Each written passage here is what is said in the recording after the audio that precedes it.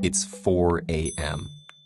And the big test is in 8 hours, followed by a piano recital. You've been studying and playing for days, but you still don't feel ready for either. So what can you do? Well, you can drink another cup of coffee and spend the next few hours cramming and practicing. But believe it or not, you might be better off closing the books, putting away the music, and going to sleep. Sleep occupies nearly a third of our lives, but many of us give surprisingly little attention and care to it. This neglect is often the result of a major misunderstanding. Sleep isn't lost time, or just a way to rest when all our important work is done. Instead, it's a critical function, during which your body balances and regulates its vital systems, affecting respiration and regulating everything from circulation to growth and immune response. That's great, but you can worry about all those things after this test, right? Well, not so fast. It turns out that sleep is also crucial for your brain, with a fifth of your body's circulatory blood being channeled to it as you drift off. And what goes on in your brain while you sleep is an intensely active period of restructuring that's crucial for how our memory works. At first glance, our ability to remember things doesn't seem very impressive at all. 19th century psychologist Hermann Ebbinghaus demonstrated that we normally forget 40% of new material within the first 20 minutes, a phenomenon known as the forgetting curve. But this loss can be prevented through memory consolidation, the process by which information is moved from our fleeting short-term memory to our more durable long-term memory. This consolidation occurs with the help of a major part of the brain, known as the hippocampus. Its role in long-term memory formation was demonstrated in the 1950s by Brenda Milner in her research with a patient known as HM. After having his hippocampus removed, HM's ability to form new short-term memories was damaged, but he was able to learn physical tasks through repetition. Due to the removal of his hippocampus, HM's ability to form long-term memories was also damaged.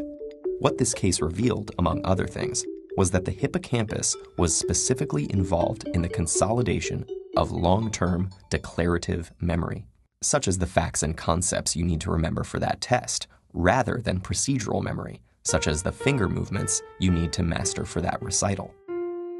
Milner's findings, along with work by Eric Kandel in the 90s, have given us our current model of how this consolidation process works.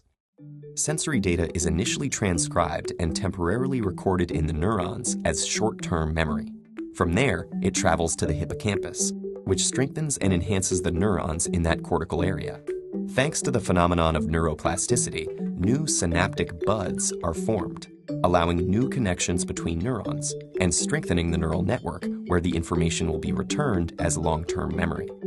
So why do we remember some things and not others? Well, there are a few ways to influence the extent and effectiveness of memory retention. For example, memories that are formed in times of heightened feeling or even stress will be better recorded due to the hippocampus's link with emotion. But one of the major factors contributing to memory consolidation is, you guessed it, a good night's sleep. Sleep is composed of 4 stages, the deepest of which are known as slow-wave sleep and rapid eye movement. EEG machines monitoring people during these stages have shown electrical impulses moving between the brainstem, hippocampus, thalamus, and cortex, which serve as relay stations of memory formation. And the different stages of sleep have been shown to help consolidate different types of memories. During the non-REM slow-wave sleep, declarative memory is encoded into a temporary store in the anterior part of the hippocampus. Through a continuing dialogue between the cortex and hippocampus, it is then repeatedly reactivated, driving its gradual redistribution to long-term storage in the cortex. REM sleep, on the other hand, with its similarity to waking brain activity, is associated with the consolidation of procedural memory.